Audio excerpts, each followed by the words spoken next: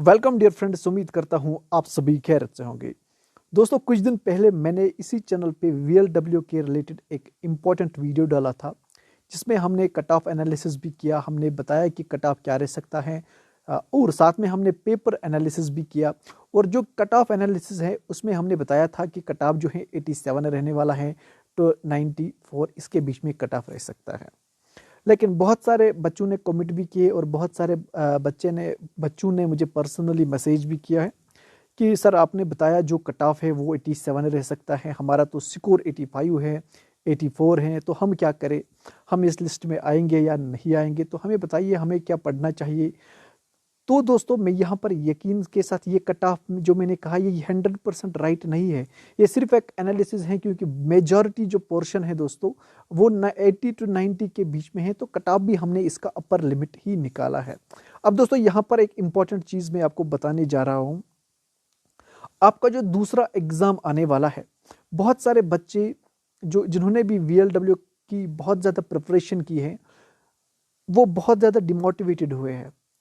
उन्होंने पेपर दिया है, कल तक जो बच्चे 12-12 घंटे पढ़ रहे थे वीएलडब्ल्यू के लिए, अब एक इम्पॉर्टेंट एग्ज़ाम है उसके लिए वो 1 घंटा भी नहीं पढ़ रहे हैं, क्योंकि उनको बहुत वो प्रेशराइज, वो डिप्रेशन, वो डिमोटिवेशन मिली है इस पेपर से। लेकिन अब मैं यकीन के साथ आपको ये कहना चाहता हूँ कि अब जो भी हुआ, जैसा भी पेपर हुआ, उसको आपको साइड में रखना है, क्योंकि ये 40 डेज अभी है आपके पास। जो प्रिपरेशन है आपको करनी है एफए के लिए, ये बहुत ही ज़्यादा इम्पॉर्टेंट है आपके लिए।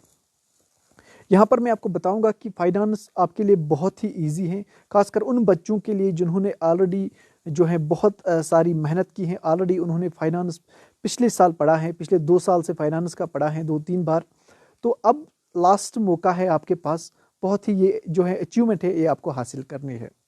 यहाँ पर चलो जो भी है वीएलडब्ल्यू का कट ऑफ जितना भी रहेगा, 80 रहेगा या 90 रहेगा, उस पर आपका फोकस नहीं, उस पर आपको कोई भी फोकस नहीं करना है।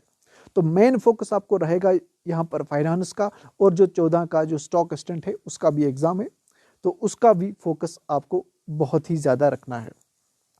तो दोस्तों, यहाँ पर जो फाइनेंस की बात करेंगे हम एफए का, यहाँ पर क्या स्ट्रेटजी अपनानी है आपके पास। ऑलमोस्ट टोटल 40 डेज हैं। 40 डेज में आप क्या क्या कर सकते हैं, बहुत ही ज़्यादा इंपॉर्टेंट है। सबसे पहले ये स्ट्रेटजी मोस्टली उन बच्चों को फेवर करेगी जिन्होंने ऑलरेडी जो है फाइनेंस का सिलेबस एक बार एटलीस्ट कंप्लीट किया है, और वो बच्चे वीएलडब्ल्यू के लिए पढ़ रहे थे। सबसे पहला जो पोर्शन है वो है जीके पोर्शन। जीके पोर्शन उन्होंने ऑलरेडी जो है जो कि वीएलडब्ल्यू का एग्जाम है, ऑलमोस्ट 99% जीके सेम है। अब जीके पे ज़्यादा फोकस नहीं करना है, जितना जीके आपने कवर किया है वो काफ़ी है, और आपको सिर्फ जीके पे जो है यहाँ पर थोड़ा एक रिवाइज करना है, एमसीक्यूज करने हैं। बाकी जीके जैसा भी आएगा आप एमसीक्यू निकाल पाओगे। यहाँ पर जो मेन फोकस है दोस्तों वो है यहाँ पर अकाउंटेंसी का।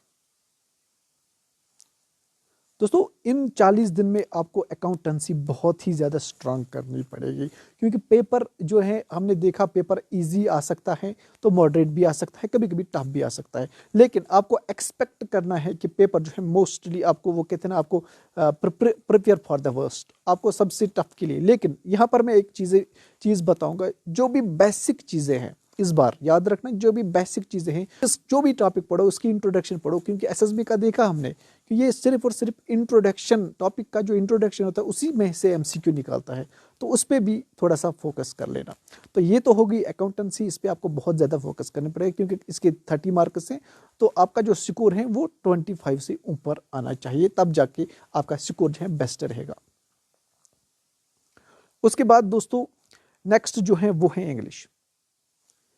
इंग्लिश हमने देखा दोस्तों वीएलडब्ल्यू में इतना इजी इंग्लिश भी था, लेकिन फिर भी बहुत सारे जो बच्चे हैं उनका इंग्लिश जो पोर्शन है उनका बहुत ज़्यादा गलत हो गया है।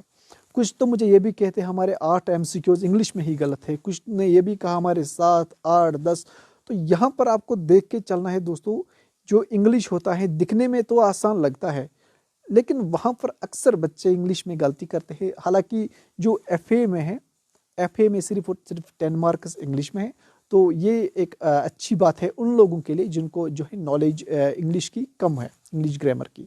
तो यहाँ पर आपको थोड़ा सा फोकस करना है, ज़्यादा इंग्लिश डेप्थ नहीं पढ़ना है। मैं तो ये कहूँगा इंग्लिश को आप स्किप करो, ज़्यादा स्टडी करने की ज़रूरत नहीं है। जो चीज़ें बेसिक है वो पढ़ लो, बाकी आपको एंटोनियम, कुछ बच्चे ये कहते हैं हमने एंटोनियम साइनोनिम 1,000 300 याद रखे, वो सारा का सारा एक प्रॉपर स्ट्रेटजी में नहीं आती है। आपको यहाँ पर सिर्फ 10 मार्क्स है, 10 मार्क्स में अगर 8 ही मार्क्स ठीक हो जाते हैं तो आपका पेपर बहुत ही अच्छा रहेगा। तो ये रहेगा इंग्लिश पे आपको फोकस ज़्यादा नहीं करना पड़ेगा। उसके बाद दोस्तों इंपॉर्टेंट है वो है स्टैटिस्टिक्स। स्टैटिस्टिक्स के दोस्तों 10 मार्क्स हैं। तो बहुत सारे बच्चे क्या है सबसे ज़्यादा फोकस स्टैटिस्टिक्स पे करते हैं, हालांकि इस पे सिर्फ 10 मार्क्स है। और स्टैटिस्टिक्स का सिलेबस अच्छा है, काफ़ी डेप्थ में है। तो यहाँ पर आपको यह है, आपके पास 40 दिन है कम से कम। अगर आप 3 से 5 दिन इस स्टैटिस्टिक्स को ही दोगे तो काफ़ी अच्छा रहेगा, क्योंकि स्टैटिस्टिक्स एक ऐसा पोर्शन है यहाँ पर आपको 10 में से 10 भी ला सकते हैं। अगर 10 में से आपको 8 के ऊपर मार्क्स मिलते हैं तो काफ़ी अच्छा स्कोर रहेगा आपको। मुझे लगता है, जहाँ तक मुझे लगता है स्टैटिस्टिक्स में 10 में से 9 भी लाते हैं बच्चे। पिछली बार जब जो पेपर आया था उसमें बच्चों ने 10 में से 10 भी जो है स्कोर किया था। तो इसमें क्या करना है आपको, आपने ऑलरेडी स्टैटिस्टिक्स पढ़ी है तो उसको रिवाइज करना है 1-2 बार, और साथ में एमसीक्यूज पढ़ने हैं। मैंने ऑलरेडी चैनल पे एमसीक्यूज ऑलमोस्ट 12 वीडियोस हमने डाले हैं, हर टॉपिक वहाँ पर कवर हैं। हाँ, कुछ एमसीक्यूज वहाँ पर मिस प्रिंट हुए हैं, जिनका 1-2 शायद वो गलत आंसर है, वो मैं अपडेट कर दूंगा। जब एग्ज़ाम का समय नज़दीक आएगा मैं वहाँ पर एक आपके लिए एक वीडियो बनाऊंगा, जिसमें हम जो है स्टैटिस्टिक्स के जितने भी डाउट्स आपके हैं वो वहाँ पर क्लियर मैं वहाँ पर करूँगा। ओके, तो ये तो होगी स्टैटिस्टिक्स, आपको पढ़ना ज़रूरी है। और उसके बाद है कंप्यूटर। दोस्तों कंप्यूटर भी आपने देखा JK-SSB की जो लेवल है उतनी ज़्यादा नहीं रहती। हम इतना ज़्यादा पढ़ के जाते हैं, फिर भी जो JK-SSB है बेसिक से ही चलता है। आपने चाहे सिर्फ अब तक मुझे लगा जो लास्ट ईयर शायद 2 साल पहले जो क्लास 4th का एग्ज़ाम हुआ उसकी लेवल बहुत अच्छी थी, बहुत डेप्थ नॉलेज पूछा था JK-SSB ने। लेकिन फिर हम क्या करते थे कि हम एक्सपेक्ट करते थे कि उसी तरह का जो है पेपर आएगा। तो बच्चों ने भी बहुत ज़्यादा याद किया, बहुत ज़्यादा हार्ड वर्क की, लेकिन ऐसा नहीं हो गया। फिर आपने देखा कंटिन्यूअसली जितने भी एग्ज़ाम हुए, 5-6 एग्ज़ाम जो बड़े बड़े हुए, उनमें JK-SSB ने सिर्फ इंट्रोडक्टरी क्वेश्चंस पूछे जो कि बेसिक क्वेश्चंस होते हैं। तो यहाँ पर भी आपको कंप्यूटर आपने ऑलरेडी पढ़ा है, जितना आपने पढ़ा है उसको एक अच्छी रिवीजन की ज़रूरत है, एक प्रॉपर वे में आपको मैनेज करना है माइंड में वो। और साथ में मैं ये भी कहूँगा जो भी बेसिक पॉइंट्स हैं वो याद रख लेना, क्योंकि बहुत सारे बच्चे हाईएस्ट प्रिपरेशन करके जाते हैं बहुत मेहनत करके, लेकिन जो बेसिक इंट्रोडक्टरी क्वेश्चंस होते हैं वो भूल जाते हैं वहाँ पर। तो इस बार आपको ये करना है, जितना भी डेप्थ है वो तो है ही, आपको प्रिपरेशन है ही, आपको तो याद रहेगा, लेकिन जो बेसिक चीज़ें हैं उन पर फोकस बहुत ज़्यादा ज़रूरी है। उसके बाद है दोस्तों इकोनॉमिक्स। दोस्तों इकोनॉमिक्स में भी टोटल 10 मार्क्स आपको आएंगे। हालांकि आपको इकोनॉमिक्स जितने भी बुलेट्स वहाँ पर दिए हैं आपको सारे के सारे कवर करने पड़ेंगे, और आपको ज़्यादा डेप्थ जाने की ज़रूरत नहीं है। फिर से मैं ये कहूँगा, बच्चे इतना ज़्यादा माइक्रो इकोनॉमिक्स पढ़ते हैं कि फिर उनको समझ नहीं आता है कि वो तो कुछ लोगों तो इंडिफरेंस करो में इतना ज़्यादा घुसते हैं, उनको फिर समझ नहीं आता है। जब एग्ज़ाम में एक बेसिक क्वेश्चन आता है तो उनको समझ नहीं आता फिर। तो दोस्तों जो भी नॉन इकोनॉमिक बैकग्राउंड्स हैं उनको चाहिए कि जो भी इकोनॉमिक स्टूडेंट आसपास है उनसे उनको पूछना है कि क्या यहाँ पर आने के चांसेस होते हैं, क्योंकि हमेशा जो भी एग्जामिनर होता है इकोनॉमिक्स वो बेसिक क्वेश्चन पूछते हैं। तो यहाँ पर भी आपको बेस से ही स्टार्ट करना है। हालांकि अगर आपने ऑलरेडी डेप्थ पढ़ा है, जितना भी पढ़ा है वो ठीक है, लेकिन जो बेसिक चीज़ें हैं वो यहाँ पर उन पे फोकस ज़रूरी है। दोस्तों उसके बाद लास्ट में है साइंस। अब साइंस भी देखो तो उतना ज़्यादा डेप्थ साइंस नहीं है, बेसिक साइंस है, 10th लेवल का साइंस है। आप खुद भी देख सकते हो जितना भी 10th में है, 9th 10th में है वही टॉपिक्स है। वहाँ पर भी देखा आपने बेसिक्स ही पूछते हैं। थोड़ा सा यहाँ पर साइंस में जो कि नॉन साइंस बैकग्राउंड बच्चे हैं उनके लिए थोड़ा सा कुछ टॉपिक्स ऐसे हैं जो थोड़ा सा टिपिकल माने जाते हैं, लेकिन फिर भी मैं कहूँगा साइंस उतना डेप्थ नहीं है। आपको बेसिक ही बुक पढ़नी है जो 9th 10th में आती हैं, या कोई भी जैसे तरन गोयल की बुक आती है या ल्यूसेंट की या फिर अरिहंत की कोई भी बुक आती है, तो वहाँ से आप ये चीज़ें आराम से कवर कर सकते हैं। और दोस्तों स्ट्रेटजी के साथ आपको सबसे जो बड़ी चीज़ होती है दोस्तों वो होती है मोटिवेशन। आपके अंदर अगर आप कितनी भी प्रिपरेशन करते हो, एग्ज़ाम में बच्चा नर्वस होता है तो वो तो जाहिर सी बात है उसके 10-15 मार्क्स डाउन हो जाते हैं अगर वो डिमोटिवेट हो गया या नर्वस हो गया है। तो सबसे बड़ी बात है, बहुत सारे बच्चे ये करते हैं कि उनका आखिरी मिशन ज़िंदगी का होता है एग्ज़ाम देना।